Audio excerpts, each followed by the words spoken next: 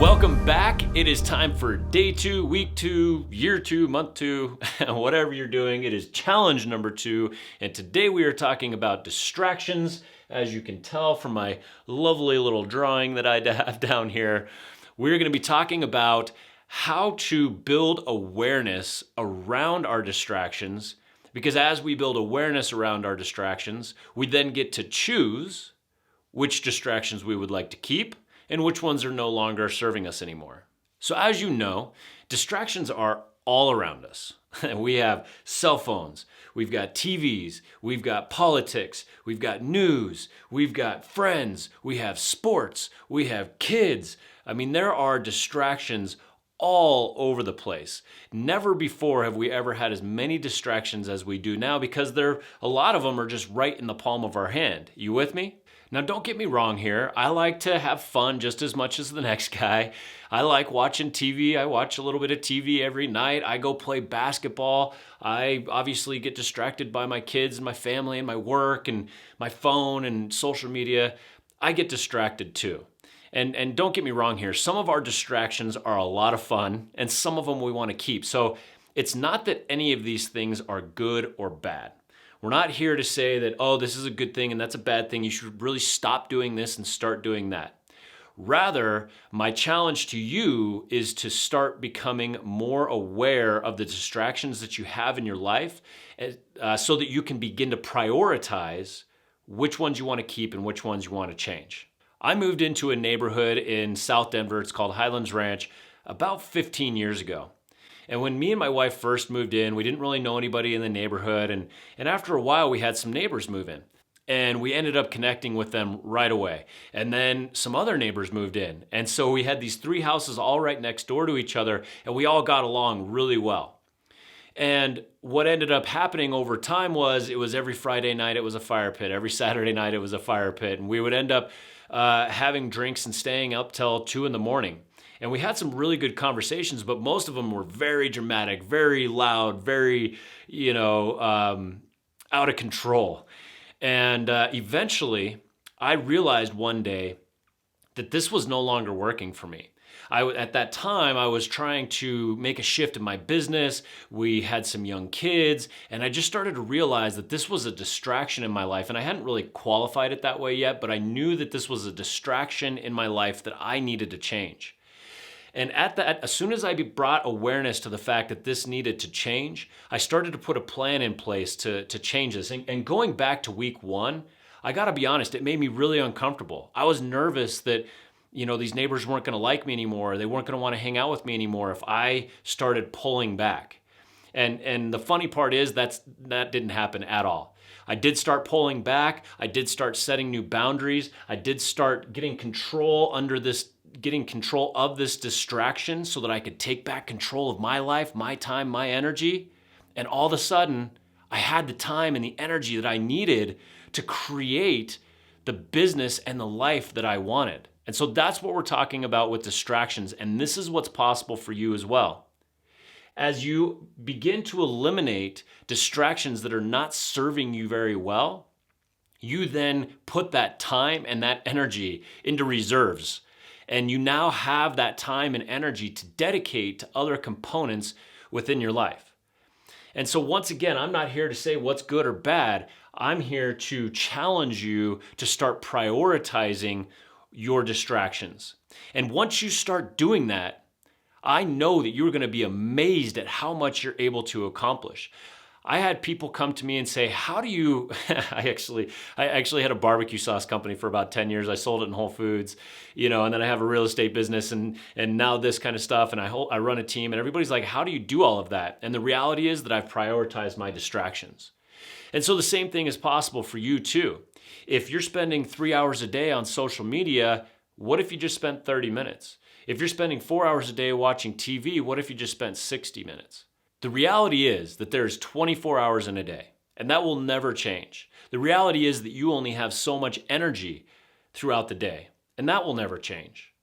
And so what is possible for you? Think about what would be possible for you if you could gain an extra 2 to 3 hours a day, not waking up earlier, not going to bed later, but just reprioritizing. Think of what would be possible for you in your life with an extra, even just 1 hour a day of focused energy that you take away from distractions that aren't working for you and apply to creating the most successful version of yourselves.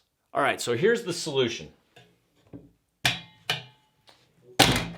So in order to prioritize our distractions, we obviously have to become familiar with what all of our distractions are.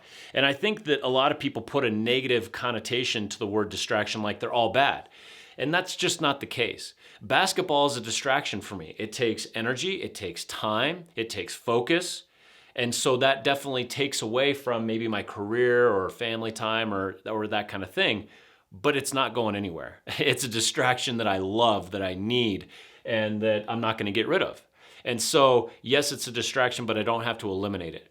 So when we start making our list, or when you start making your list of distractions, it's okay to just write down everything. That's the idea. So there's 3 different categories that we're going to want to look at. The first category is going to be physical. Physical distractions might be things like TV, social media, basketball, right? And these are the ones that I think are probably the easiest to come up with. Most of us can find ways that we distract ourselves, every single day. The next one is mental. How do we mentally distract ourselves on a daily basis? So this could be things like negative chatter,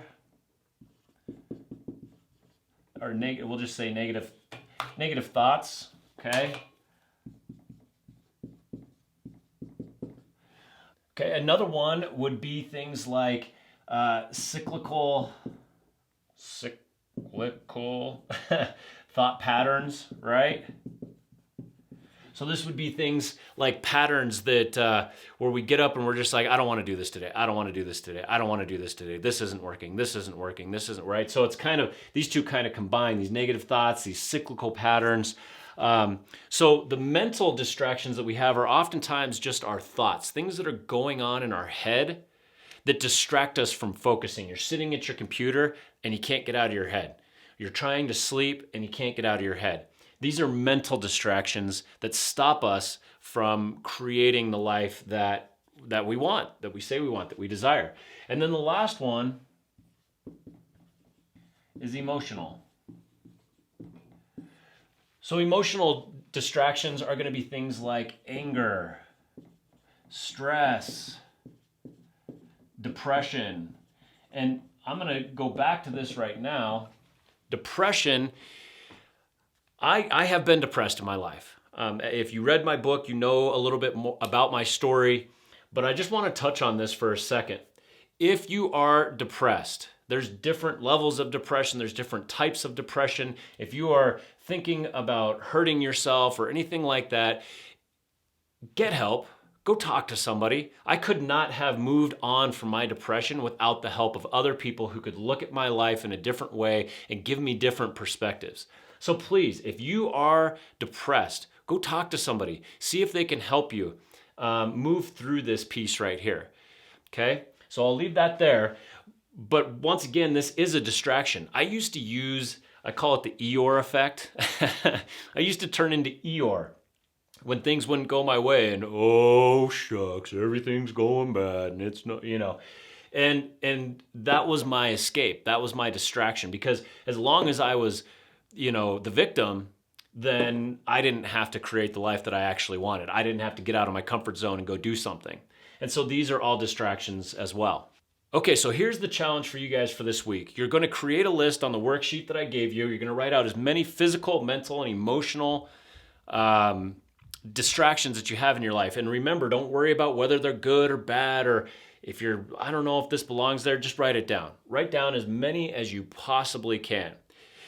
And then what you're going to do is you're going to go through and you're going to circle all the ones that you either have a pretty good handle on, or that you're okay with, or that you don't really have any intention on changing. So for me, I put a circle around that one. I'm not getting rid of basketball, okay? For me, This was one that I had to really become aware of. All of these were. I used to use anger, I used to use stress. So I would box all of those, these cyclical patterns, right? I'm gonna go through and I'm gonna circle the ones that I wanna keep. Like for me, I've got pretty good handle on TV and social, so I'm actually gonna keep those ones. So go through, make your circles and your squares, and remember, the point of this challenge is not necessarily to fix it right now, but to build awareness around what distractions you want to keep in your life and what distractions you want to get rid of. All right, and remember that as you go through this challenge, this day, week, month, you get out what you put in. So if you put 4 things down, that's fine. But if you put 100 things down, that's gonna create even more awareness in your life. So you get out what you put in. And remember that these things are the way that we crush this roadblock, this distraction roadblock. This exercise alone is not necessarily going to fix all of these, but the way we crush through our roadblock of distractions is we build awareness. We do the work here, we build the awareness around what we want to keep, what we want to remove. And as we do that, we can then create a game plan that is going to help us overcome these distractions that we want to get rid of. So we crush the distraction roadblock through awareness. And now the next challenge, challenge number 3, is talking all about desires, creating very clear desires that are going to drive us towards our most successful self. So looking forward to seeing you again tomorrow. Good luck on your challenge 2, and I'll see you tomorrow.